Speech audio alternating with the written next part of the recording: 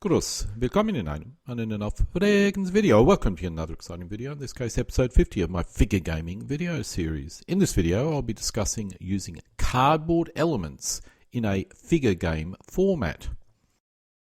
One comment I received in one of my videos was from a viewer who indicated it was very hard to try out new sets of rules without the correctly based figures. When a player is thinking about how to get into the hobby, it helps a lot if they have already determined what set of rules they'll be using. This will allow them to select the correct figure type and base them correctly. If you do not have a set of rules in mind, you could try and build up a force mix and base them in a manner which covers as many rules as possible. But if you get it wrong, then life will be very difficult. Even when you get it right, the figure mix will probably or certainly be wrong. A good example is baggage in Ancients. If playing DBMM, you need baggage elements, which is not as common for other sets of rules. Even if you're an experienced player with an existing set of figures and are using a specific set of rules, if you wish to try something different which requires new figures, you may be uncertain if this would be successful and should you go down this path or not.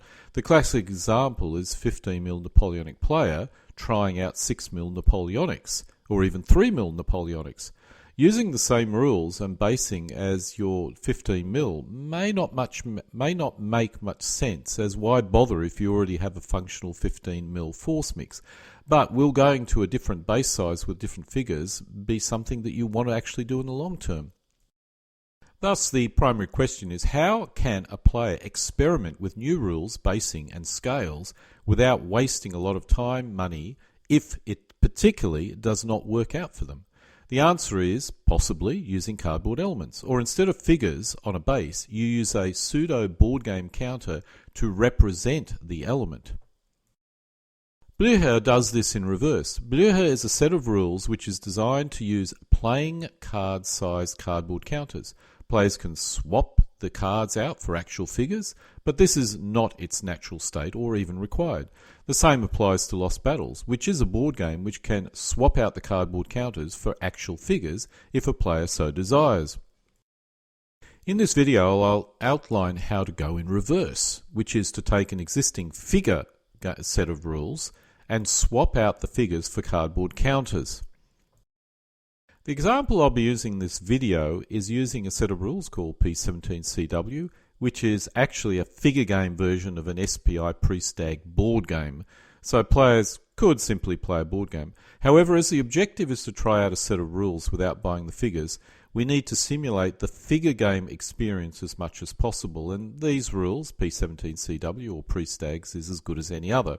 This technique can be used for any figure game set of rules, although the rules you are using may change the way you use the cardboard elements. While you can simply duplicate actual figure-based elements with cardboard elements, one benefit of cardboard elements is that you can stack elements, which is something you can't do with figures. Thus, instead of having 2 rows of infantry, you could have 2 cardboard elements stacked on each other. This allows you to have a larger and easier, have a larger and is easier to use when you're using cardboard elements. Moving around 4 cm wide, 1.5 cm deep cardboard pieces could be fiddly, while standardizing on a single size, such as 4 cm square or 4 cm wide and 3 cm deep, can make playing a game easier. Or alternatively, you could make your cardboard elements identical to the actual figure elements.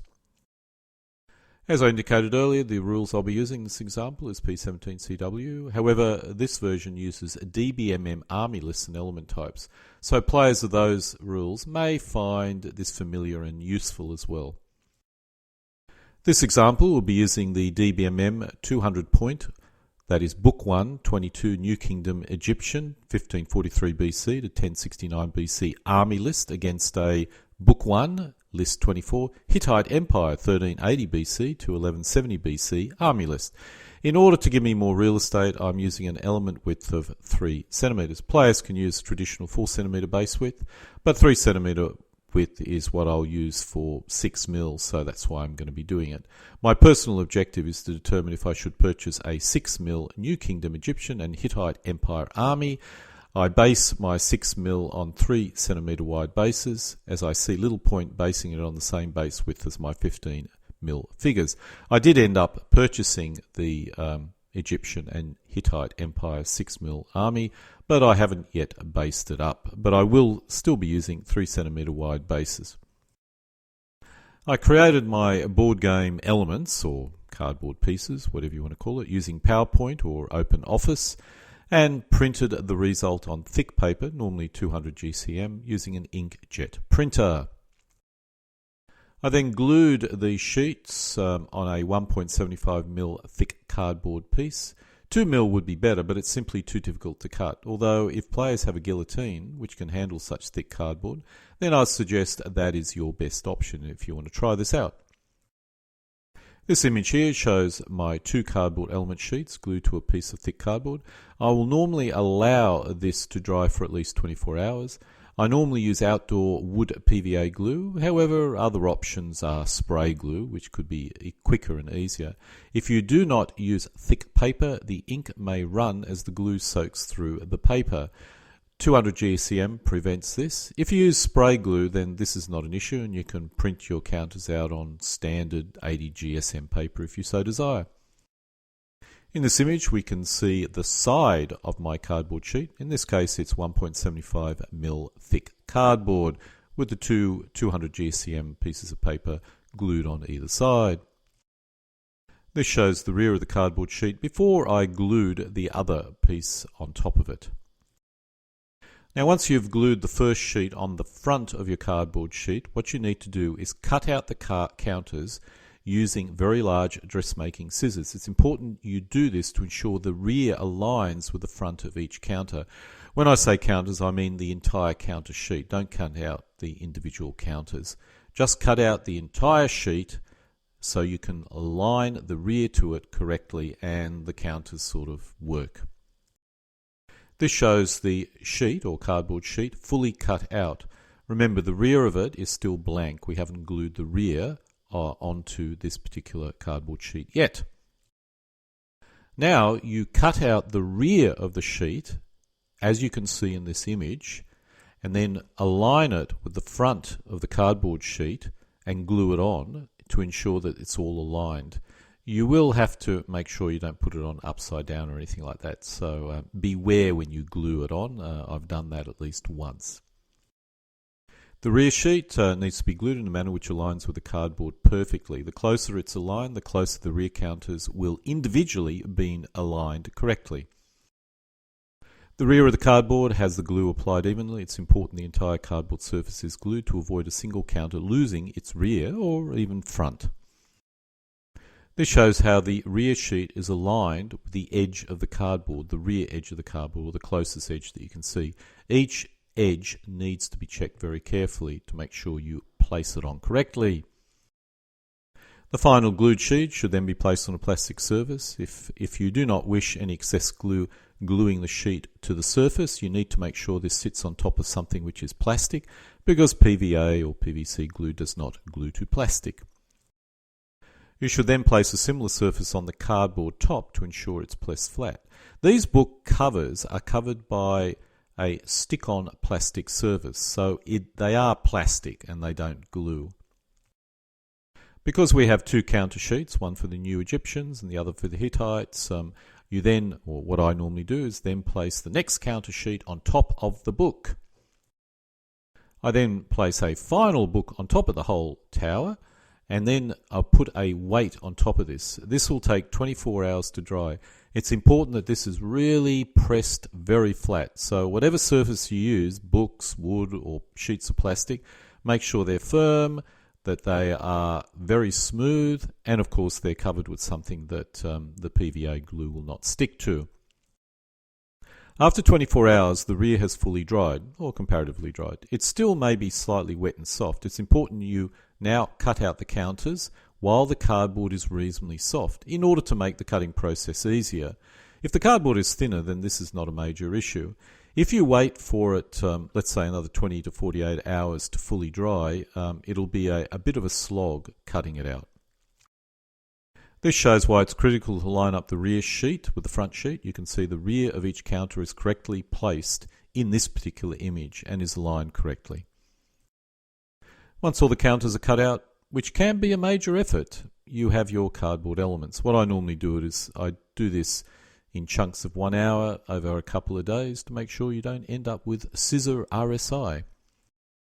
One issue you may have is the cardboard elements, or the individual elements, may be slightly warped. Before the glue fully dries, you may wish to stack the counters 4 deep and place a book and weight on top of it to flatten the individual counters fully. This is not essential, but as you'll be stacking counters in this example, it may be important. Obviously, if you decided to make your cardboard counters identical to actual elements, there's no stacking and it's not a big issue. It's more critical if you are duplicating figure elements accurately, as a 4 cm by 1.5 cm cardboard counter will warp a lot more than a 3 cm counter. So if you do go down the path of duplicating actual elements, you may still have a warping problem that may be severe enough for you to basically stack up and put a book on top of it to flatten it out. It just depends what sort of cardboard you use and how much glue you've placed on it. We've now created our cardboard counters, so let's see what an actual game would look like. In this case, the Hittites move first and leave their camp, which is the 2 counters in the rear. These are baggage with fortification. Their loss could have an impact on the morale of the army. These rules use baggage simply because the army lists are all pure DBMM army lists, and they need to be included to be true to those army lists. Regardless, the P17CW or pre-stag game system does allow for their use, so why not do it? The advancing army is in the front and is attempting to take the objective point in the centre of the playing area, forcing the Egyptians to attack. Game turn 1. On the other player edge, the Egyptian army leaves its camp, again, game turn 1, driving for the centre of the playing area. It'll not get to the objective, so we'll need to force the Hittites to adopt a poor position while forming up in a better formation in order to attack. Well, at least that's the strategy. Whether or not it works is another question. That pretty much ends game turn 1. This shows the position of both forces as they're advancing towards each other. I must admit this playing area is a bit too green and is filled with rivers for a typical Egyptian conflict, and I should have used a different playing area, but I wanted to see how this plays rather than worrying about historically accurate playing area. The chariots will have a hard time in this game because there are so many rivers and not that much flat area. It's game turn 2 and both players move again and both armies are getting closer to engagement distance. If the Hittites try and take the centre point, marked with the grey dot, they will be exposed to an Egyptian attack.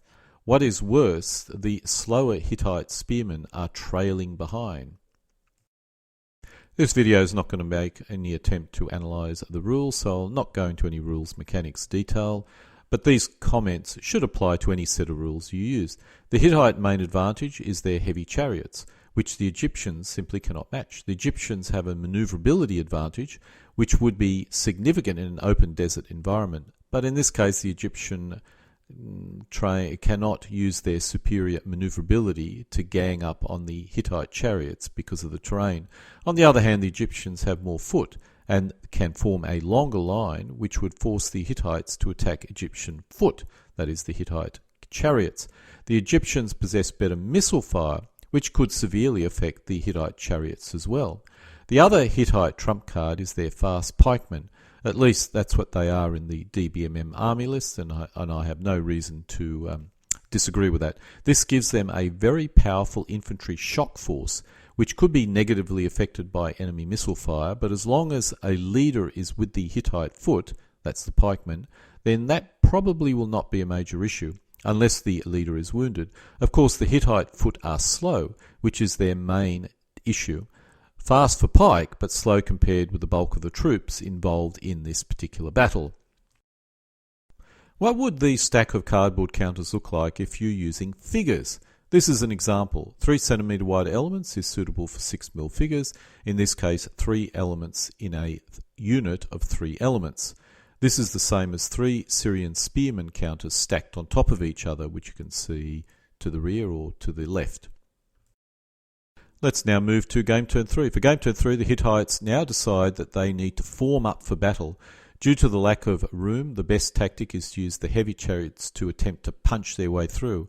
If this fails, the Hittites' right flank has a very powerful Hittite spearman force, which should be able to break through on that flank at least.